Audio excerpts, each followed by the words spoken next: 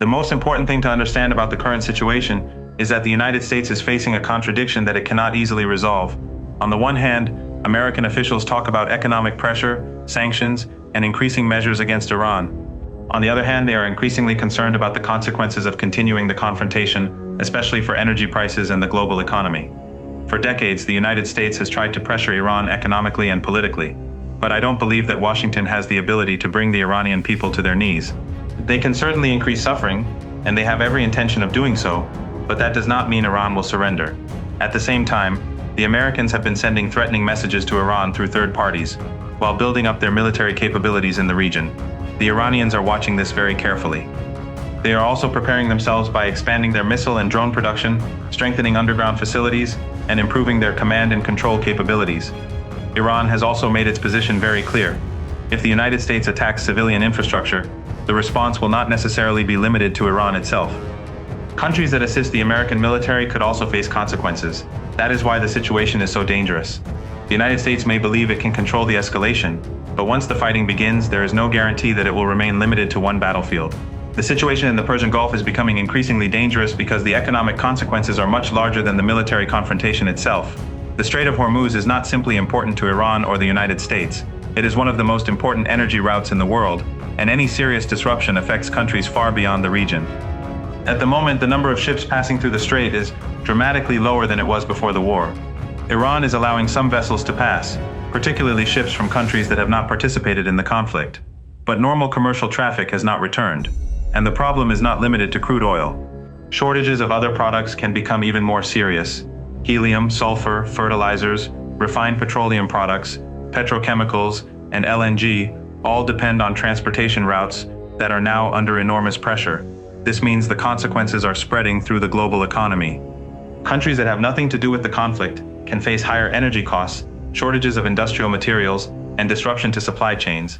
The situation becomes even more serious because of what is happening around the Red Sea and Yemen. Saudi Arabia's confrontation with Yemen has already affected oil exports and regional shipping. So, we are not dealing with one isolated disruption anymore. Several major energy and transportation routes are being affected at the same time. If the United States decides to restart a major war against Iran under these circumstances, the consequences could be catastrophic, not only for Iran, but for the entire global economy. Iran has been preparing for this confrontation for decades, and that is one of the reasons the United States has struggled to achieve the outcome it expected.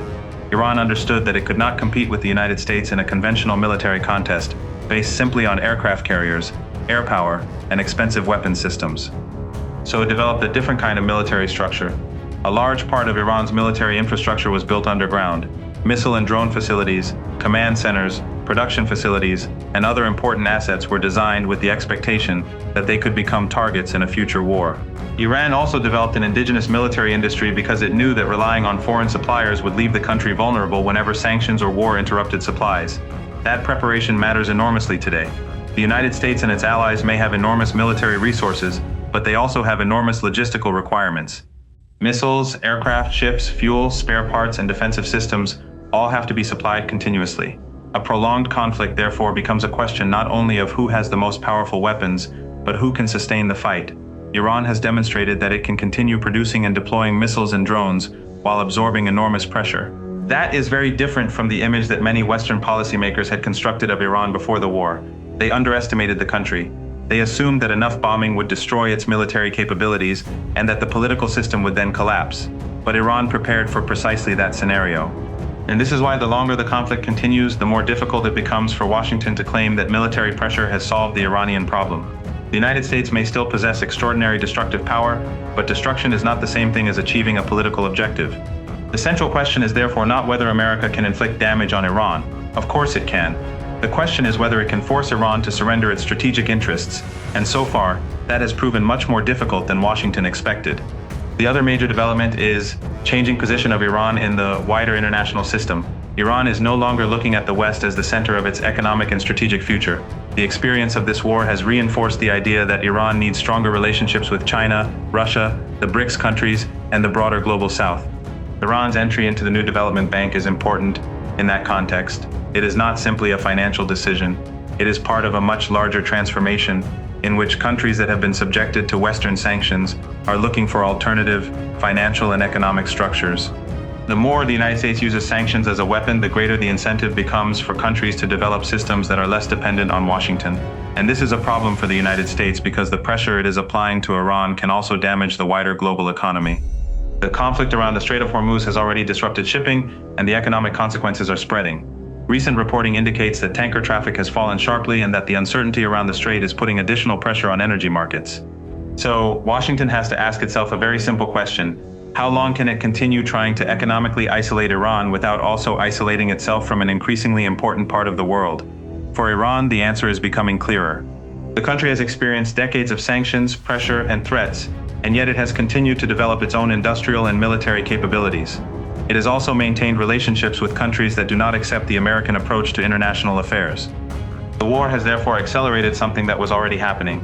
Iran is becoming more integrated with the non-Western world, while the United States and its European allies are increasingly struggling to maintain the influence they once had, and Europe is in an especially difficult position. European countries have damaged their relationships with both Russia and Iran, two countries that are extremely important for energy and regional stability. During the earlier negotiations, I warned European diplomats that they needed an agreement with Iran, because they were already destroying their relationship with Russia. But they believed that Russia would collapse quickly and that they could simply wait for the political situation to change. That calculation proved to be wrong. The same mistake is now being made with Iran. Washington and its allies continue to assume that enough pressure will eventually produce political collapse. But Iran has survived enormous pressure before, and the current confrontation is strengthening the argument inside Iran that dependence on the West is simply too dangerous. That does not mean Iran will emerge from this without enormous damage. Ordinary Iranians are suffering, and rebuilding will take time, but politically the pressure may have produced the opposite of what Washington wanted. Instead of pushing Iran toward the West, it is pushing Iran further toward the global South, China, Russia, and alternative international institutions. And that shift could last long after the current war is over. That is why Iran has become more explicit about what it means when it talks about ending the war on all fronts. The issue is not simply whether the United States stops attacking Iran. Iran wants the wider regional conflict addressed as well. If the United States wants an agreement with Iran, it cannot simply demand that Iran return to the situation that existed before the war. The conditions have changed. Iran has suffered enormous damage, but it has also demonstrated that it can impose costs on the United States and its partners.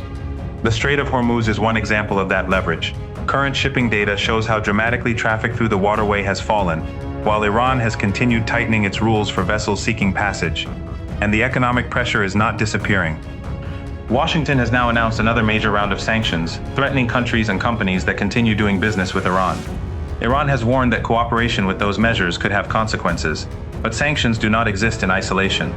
If you try to strangle Iran economically while simultaneously disrupting one of the world's most important energy routes, you also create enormous pressure on your own allies and on the global economy. That is why diplomacy remains the only realistic way forward. We have already seen Pakistan and Iran making progress in discussions aimed at reducing the conflict and reopening the Strait of Hormuz,